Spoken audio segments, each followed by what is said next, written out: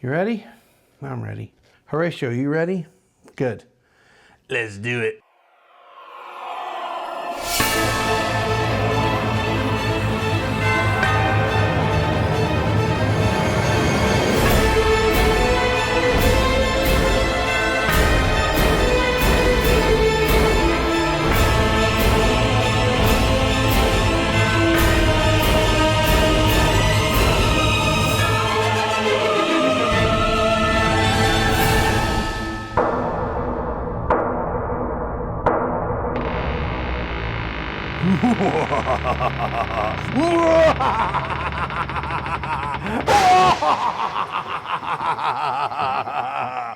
Oh, hello everybody. Welcome to Monster Chiller Thriller 16. I think that's what we got going on here. Yes, 16. I'm your ghoulish host, Mark Fusco. Before we get started, make sure you're killing that like button and subscribing to the channel. If you don't, then I'll come and find you.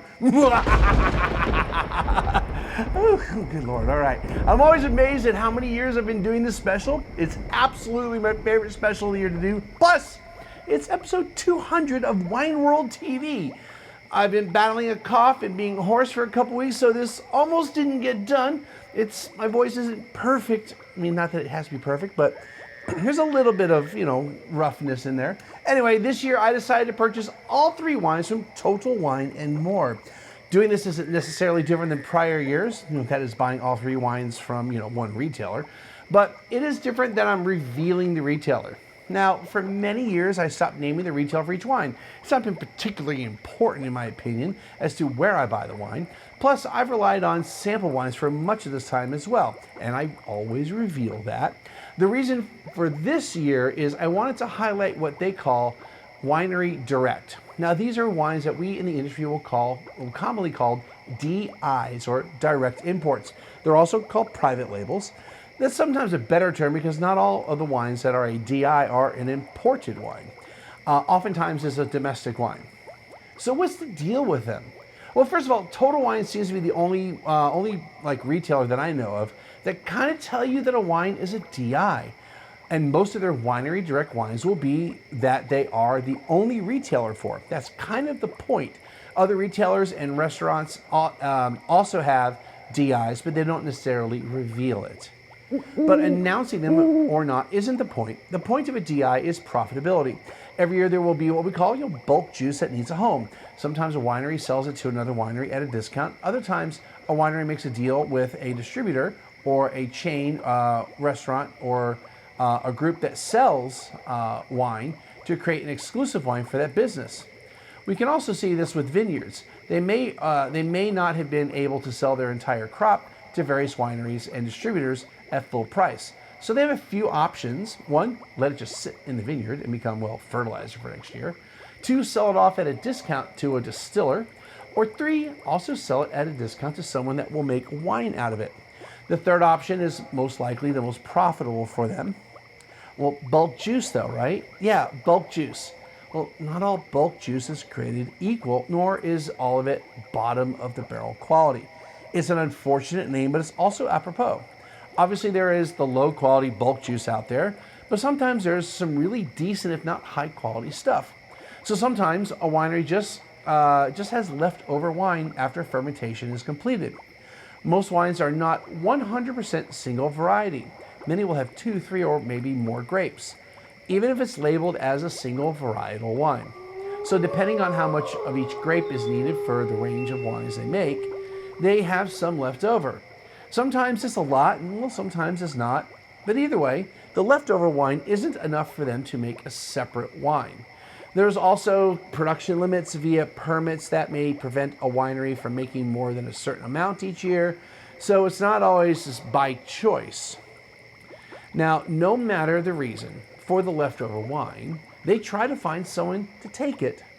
Now, this can be someone physically taking the juice to their facility and making their own wine. They also could be making a special wine under their name for an on or off-premise chain. It's also possible that the winery actually creates a new wine from the bulk, but creates a fake winery to sell it under. In the case of a vineyard, they may sell it to a winery for the purpose of making a DI or an individual who buys it and uses it for what we call, uses it at what we call a custom crush facility to make it. And there are probably other variations to all this. So how do you know? Well, there isn't always a foolproof way to know. Like that saying, I won't tell you I won the lottery, but there will be signs. So there are some things to look for. The back label is where this will probably be the most evident. First, probably no website. Back in 16-ish years ago, smaller businesses, even some larger businesses, didn't really have a website. Or if they did, it was super basic. That still happens today, by the way, but not as common. I mean, there's definitely some winery websites that are just completely just marketing. But so no website. So if they have no website, that's probably a strong indicator the winery doesn't exist, at least not under that name.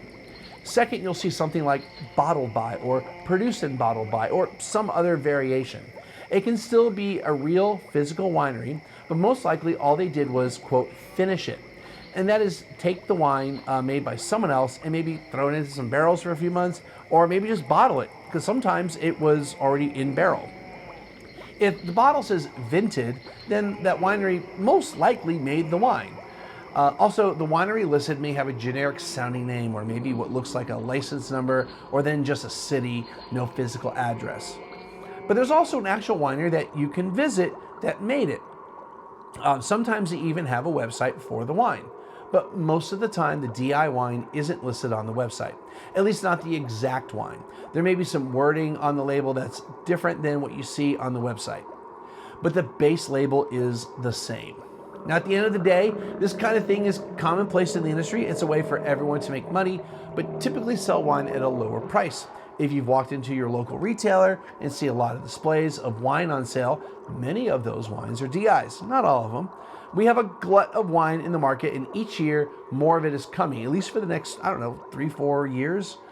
So instead of literally throwing up money, they figure get as much as they can. Here's the thing, a lot of these wines are actually really good. And maybe that sale price is really the true value of the wine, or maybe the non-sale price, the real price, is the true value. But you're almost certainly not getting screwed when it comes to price versus quality. And this is just in the wine world. This kind of idea extends to all areas of food and beverage, not so much beer from what I can tell, maybe with some seltzers, but some of those are technically wine. For sure it happens with spirits. Even some large brands are technically buying their bulk spirit and just finishing it off in their own facility. And it's, at least in the United States, and maybe elsewhere in the world, I'm not sure. And it's pretty prevalent in food as well. Okay, so all three of these wines fall under that DI category. One is an actual winery that is 100% transparent, that they make the wine specifically for Total Wine. Another has a fairly well-known winery behind it, but takes a bit of super sleuthing to find them. And the third, well, the world may never know. All right, now with all of that, let's get the stats for the wines. First up, we have the non-vintage Forbidden Kiss Sweet Sparkling Wine. I paid $12.74. That's a sale price. It's a Vin Mousse de Qualité de Type Aromatique. In other words, a sparkling wine. It's from France. The grape variety is Gamay, sourced from Beaujolais. It doesn't say 100% on their website, but it probably is 100%. Method Ancestral, they put in vat, like in a vat. Aged for 3 months, the ABV is 7.5%. The RS is 55 to 60 grams per liter, so we are talking a sweet wine. The actual winery is JC Boisset, under the Boisset collection. You can already hear my voice is getting all scratchy again. All right, next up is the 2023 Malbado Malbec. I paid $16.99. It is coming from the Luján de Cuyo region of Mendoza of Argentina. It's 100% Malbec. I got this from a decanter review. They are certified sustainable. They are vegan, though not listed at the bottle, but all the wines from this winery are vegan. Is, quote, oaked per the decanter article. The ABV is 14%. The pH is 3.7. This is coming from 2022 stats I got from another website. The TA is 5.4 grams per liter, and the RS is 7.0 grams per liter. So all three of those stats came from another website I'll talk about here in a second. The actual winery is Doña Paula. And then the final wine is the non-vintage Witching Hour Stories and Spells Red Blend. I paid $12.74. Also, that was a sale price. It is from just California. It's a red blend. The ABV is 14%, and the actual winery is unknown, but it says the winery has, or it lists Livermore and Ripon, California as its towns. So very likely that's where it's made. All right, so the first one doesn't hide anything, and they have an actual website. JCB talks about partnering with Total Wine in a video on the site. I also need to say that I got to interview the man himself, Jean-Charles Boisset, a few years ago. A small group of us had a dinner at a small French bistro here in San Antonio, and we had an epic interview after dinner. So the link to that is the link below. There's a link below to that episode. The second one didn't take long to figure out that Doña Paula makes it. Depending on where it's sold, the back label will either say Doña Paula or list it by its license number. Bonus for me is I found a website for Argentine wines that reveals the winery based on that number. Malbado appears to be Spanish for, quote, ill-fated. However, Google Translate may ask if you mean Malvado with a V, which translates to wicked. Either way, I definitely chose the wine because of the name. And so honestly, all the wines are chosen because of label and or name for Halloween. The third wine is made in either Livermore or Ripon, California, or both. This is definitely a fake winery that makes a few wines under the Witching Hour brand.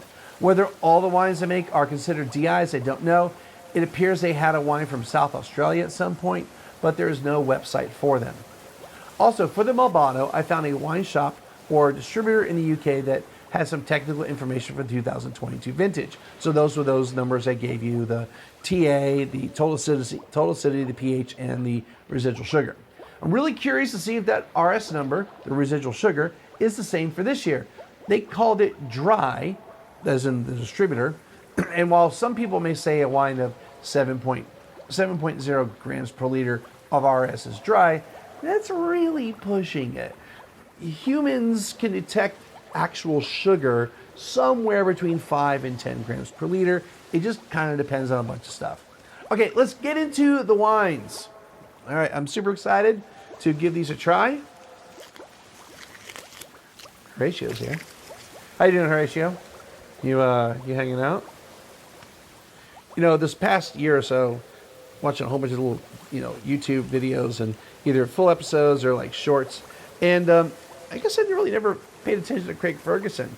And there was this meme, I guess, that was involving his robot assistant, Jeff, and about Icarus. So careful, Icarus. He's all mad because he got a tweet. He got a tweet from someone that said, "Careful, Icarus." Instead of Icarus, careful, Horatio. It's taking a little while to pop open. All right. Oh, Method Ancestral. I'll go through what that means. That is a where there is no second fermentation like we get with, say, champagne in a bottle. Now, they say in the vat. Old school Ancestral would be that all the fermentation, so the fermentation would happen in the bottle completely. So before we knew what was going on with fermentation, and they would make wine, and especially when you get farther north, like in Champagne, they would do fermentation, and they go, okay, everything's done, and then they would put it in bottles, and then they would, put it in their cellar, and the cellars were, fairly like temperature controlled, like automatically. But when the spring happened, all of a sudden they would start noticing their wine would get fizzy. In Champagne, it was really problematic. So that's why they hired Dom Perignon to fix the problem. But you had other areas where like, hey, this is actually kind of cool. So Method Ancestral is they let it ferment to a certain point, and either they knew fermentation was still going on and they bottled it, or they knew that a few months later there'd be some bubbles later on. All right. And the first documented place of intentional sparkling wine is Limoux in the southeast part of France. And they make some really cool stuff. Like I said, Champagne, they thought it was a fault. They thought there was something wrong with their wine. So they tried to fix it. And then eventually they realized, hey, we got something going on here. Like we probably should just lean into this stuff.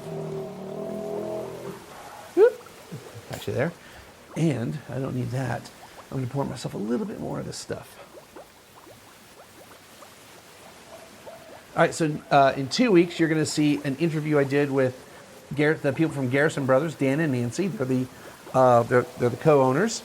And really cool stuff. You really should watch it. That interview and then this episode are the first episodes of me using a new microphone system, the Boisset, and it's really cool. I've got the little thing here, and then I've got the little thing here that controls it, or you can plug it into a phone. I don't do that. What's cool about it is it's 32-bit internal float or whatever on the microphone, which is underneath here. So I'm gonna start using that instead of being all wired up. Hey, for the interview, it worked great. All right, so let's go into the wine. So they're all reds. Gamay. I'm super excited. I didn't know it was Gamay until I looked it up. I just was like, I looked on Total Wine's website. I said Winery Direct, and then I did say rated at least 90 points just to narrow things down a bit because they got a lot. And I just scrolled through the website and found a bunch of wines that either the label and or name sounded Halloweeny enough. And then after I did all that, I looked at each of them and I was like, okay, well, a sweet sparkling wine might be kind of fun. And I don't remember if I knew at the time it was JCB. I don't think I did. The others, I definitely didn't know anything about their background until after I got them home. So, yeah, Gamay. So, sparkling Gamay, so sparkling Beaujolais effectively. Let's check it out. So, very fruity, and I don't really ever do red sparkling very often. I mean, it's been a handful of times, honestly. But it does kind of have that bubblegum, banana, Laffy Taffy aroma like a Beaujolais Nouveau. I don't know if we're going to do a Beaujolais Nouveau episode this year. Mainly because the wines that are available in San Antonio are basically the same wines every year. And not that I can't do the same wines every year because they're different vintages, but I don't know. I did one, last year, the year before? I think it was 2 years ago I did it. And then the retailers I knew about all had the same stuff. We'll see. But yeah, it's got that got a little cotton candy, bubblegum, Laffy Taffy, Bubblicious going on. Some red fruits, kind of strawberry, raspberry. They're kind of sweet smelling in nature. And just so we're clear, the idea of this episode is to have fun wines. These aren't necessarily serious wines. These are wines you may have at your Halloween party. Or just you want to drink on your own, Halloween or not. All right, so let's check it out. I'll be honest, it's actually kind of good. Sweet wines, honestly, sweet wines tend to they taste good, so you tend to be, unless you just hate sweet wine, tend to be good. There is a bit of an aftertaste to it that isn't quite so pleasant, but it's got that, it's basically a sparkling Beaujolais Nouveau. Whether or not it's made just like that, I don't know, but it's only aged 3 months in the vat, and then they bottle it. So it's very possible when they make Beaujolais Nouveau, they bottle it, or they put it in the vat. They go through the carbonic maceration. They let the CO2 build up enough where you get the bubbles, and then they let it sit in the vat for like 3 months to let things kind of settle. And versus Beaujolais Nouveau there isn't much time. It gets fermented, and then they pretty much bottle it because they got to ship it around the world.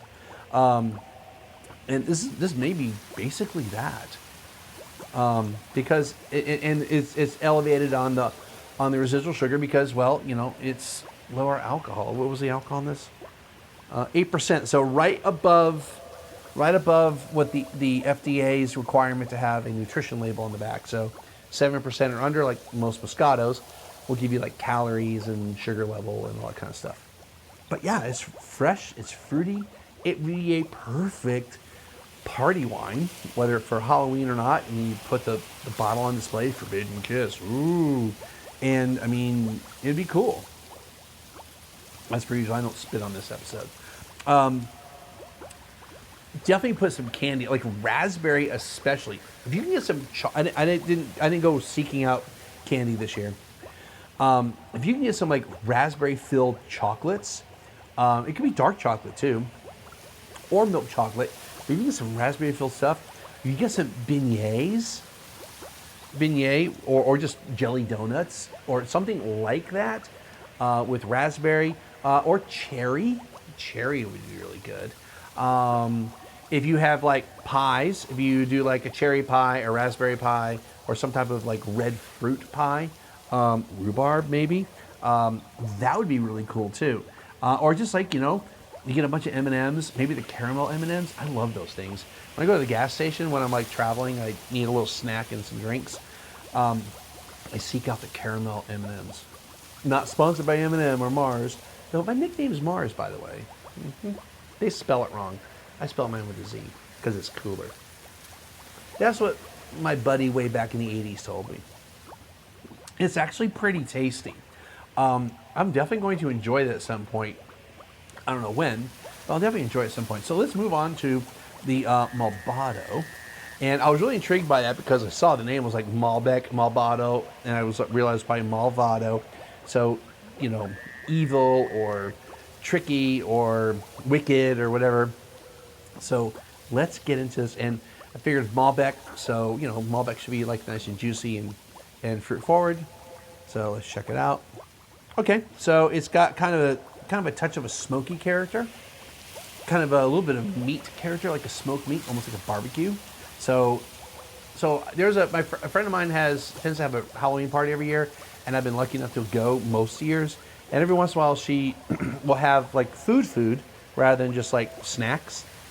So if you had like brisket, and you had a barbecue thing and sausages, like say you're gonna have like a grill out or a cookout for a Halloween party at your place, this actually be probably at least on the nose. And then you got blackberry, and you got raspberry, and for some reason my here we go. So I have a teleprompter, and it decided to. There we go. All right, we're good, I think. All right, good. All right. Anyway, computer kind of did its thing. So, grilled meats. Darker fruit like raspberry, black raspberry. Yeah, some earthiness to it. Some like dried earth, some dried leaves, potpourri. There's a bit of like clove-ish type of thing. Almost like a baking spice going on. So it did say that it was oaked, but it doesn't really say if it was new oak or old oak. Or let me just double check that it said oaked. This said oaked, not the other one. But I feel like I do get a little bit of oak. Yeah, this had some oak on it. Again, we don't know how much it was new or used and for how long. But I wouldn't be surprised if there was, 8 to 12 months, 9 to 12 months of some type of mixture of new and used oak. Yeah. Okay, let's taste it. I mean, as far as Malbec goes, Malbec's not one of my favorites. I kind of don't get why people go crazy for Malbec. But it's actually pretty decent. It's like $16, $17. Yeah. It's pretty, ooh, you can taste the alcohol. What was it, 14 something? 14. It's okay. It's not a big deal. As far as the flavor, the fruit's on a drier nature, so, this is definitely more of a regular food wine. I wouldn't be pairing candies with this. And that's kind of why I don't do candy so much anymore with Halloween, because unless I know the wines are actually sweet, it's bitter wine with bitter, with sweet stuff, and that's not usually a good thing. Everyone says red wine with chocolate. Honestly, it's not really a great pairing. Careful, Icarus. I mean, if it's like dark chocolate, more of a bitter chocolate, that you're going to pair with red wine, that's fine. But you're doing like sweet milk chocolate and wine like this that's like dry. No. Matter of fact, it said, this is when it said it was 7 grams per liter. There's no way this is above 4. So I don't know where they got the 7. I mean, if it's above 4, it's like 5. Because I've had stuff that's at 6 and it's noticeably sweet. Not super, super sweet, but the fruit is much riper and fruitier and sweeter tasting. This is dry. Now, this might be closer to 4, maybe 3. But yeah, you get that potpourri, you get the blackberry, you get raspberry, you get some fresh earth, you get a little forest floor going on here. You're getting more things like sage and tarragon as far as spices on the palate. So again, these are like dried herbs, not necessarily fresh stuff, or maybe sweet smelling or tasting things like clove can kind of taste sweet. So things like that. But there are some spice components to it. There is a touch, I would say there's a touch of roasted coffee that probably came from the barrel. Again, it's a little touch of smoke. It's actually pretty decent. I cannot wait to try this with some food. But barbecue, like at a party, burgers, hot dogs, barbecue, it would go great. If you want to do pizzas, if you're going to get a bunch of pizzas from someplace, you totally could do that. All right, witching hour. Stories and spells. Okay. Kind of smells like your typical red blend from Cali, and it kind of smells like it might be on the sweeter side. There's definitely some lush red and black fruit. So you got your blackberry, you got your raspberry, but it's kind of chocolate covered, milk chocolate covered. So this might go with M&Ms and other chocolates and other candies. There's honestly a touch of, I don't want to say smoke, but there's a rusticity to it. No, that's not even a good way. There's an earthiness to it, I would say. It's kind of like trying to kind of like show up. But yeah, there is a bit of like sneaker, like almost like a rubber type of thing, and not tire fire stuff, but there's like it's not a negative aroma, but it kind of reminds me of like brand new sneakers, which I don't own sneakers, so I don't know what they necessarily smell like, but I did go to the New Balance store a couple months ago on a trip to New Jersey. Someone forgot their shoes, not me, and so we found a New Balance. We drove, so we found a New Balance store in Dallas and got some New Balance for him. There's a bit of like going into like a Foot Locker type of thing or New Balance thing, but it's pretty faint. You know what? It's more like a basketball. Yeah. And then there's other more complex aromas. I'm having a hard time identifying them. Let's get into the wine, maybe on the palate that'll come through. Okay, this kind of tastes like I expected. Not my favorite. It probably is sitting around 10 to 15 grams per liter of, quote, residual sugar, which really means it was fermented to a certain point. It got to its alcohol level, which is probably 14. Yeah, 14, right? And then, so fully fermented. And then they added some, it was called reconstituted grape must or whatever, RCGM, or inverted sugar. So you might hear about a thing called Mega Purple, and there might be some Mega Purple in here for color only. But see, what happens is people hear about Mega Purple, and it's just, they add it to wine. It's an additive and all that. Well, Mega Purple is just grape juice, and it's specifically, as far as the brand Mega Purple, it's a grape called Ruby Red that it's like a hybrid grape that can be used in winemaking. So it's highly concentrated, so it gets to a very, very high residual sugar or sugar level, and it also has a lot of color to it, and it's pretty much just used for color. If you're going to use it to increase sugar level, you have other ways of doing that are cheaper and also don't alter the wine's taste and mouthfeel and all that kind of stuff too much. Because Mega Purple can affect the taste and the mouthfeel. But you use like very little of it, anywhere from like 0.1 to 0.4% concentration. So it's really just meant for color. With that said, it probably has a mega purple in there. People claim they can smell it and taste it. I have yet to try this stuff, so I don't know. And there's some people that I really respect that say they can, so maybe they can. But it has like, it's like caramel and raspberry and blackberry and strawberry and chocolate, milk chocolate. It's like a caramello that's got a raspberry and cherry, dark cherry, black cherry, Luxardo cherry filling. So yeah, take a caramello or caramel filled chocolate and throw some like Luxardo cherry in that type of stuff, and that's what this tastes like. So in that sense, it's got a lot of delicious factor. Like, this is a perfect party wine, especially if you're gonna have like candies and sweets at your Halloween party. It's got a great label. It's, scary, whatever. And people aren't there for your wine anyway. They're there to have a good time. So this, honestly, the Forbidden Kiss would be great too. These two probably are perfect for an actual party. If you are going to have something maybe, I won't say more serious, but if you were going to have more regular food at your party and you wanted to have like a drier option for people that like drier wines, this would be a great option. And it's all red. I mean, you can do white wines and other sparklings if you want, but for what they are, they're not bad. I mean, I'll end up drinking this witching hour.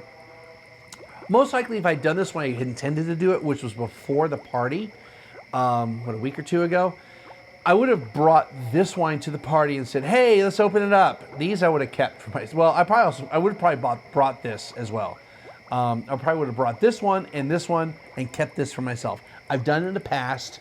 I've brought the wines. I'm like, not really my style. And here you go. You guys can drink it for the party. That's what I would have done. I mean, for what it is, it's got a lot of deliciousness to it. Mouth is watering. They probably acidified it because I got a lot of mouth watering going on. So its actual acidity / pH is probably pretty high. I had a wine, I won't say who it was, not that it's a bad thing about this, but I had a very high-end wine, a vertical, 3 vintages, and I only saw the text, I only remember the tech sheet for two vintages. The third one I didn't get, but its pH was 3.9.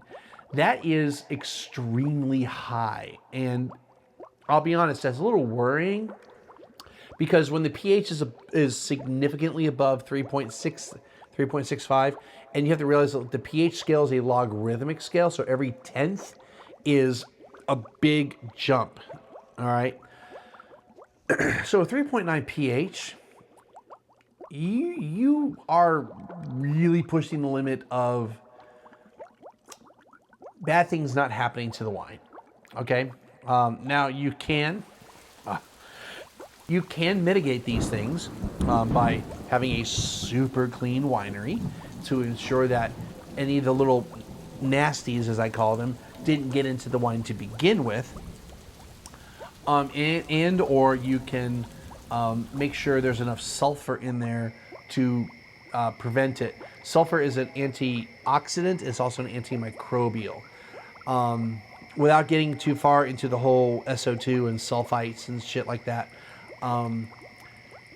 at some point, if you put a lot of SO2 or sulfite into your wine, you're really dulling the wine down. Now, these wines, all 3 of them, were fantastic. There was no dulling of them. They all were very expressive. However, they definitely could use some decanting, and that could be partially related to how much sulfur they did. I didn't go down that path. I didn't ask the person about how much SO2 they used. Whether they knew it or not, they're the rep for the winery. They may know it, they may not.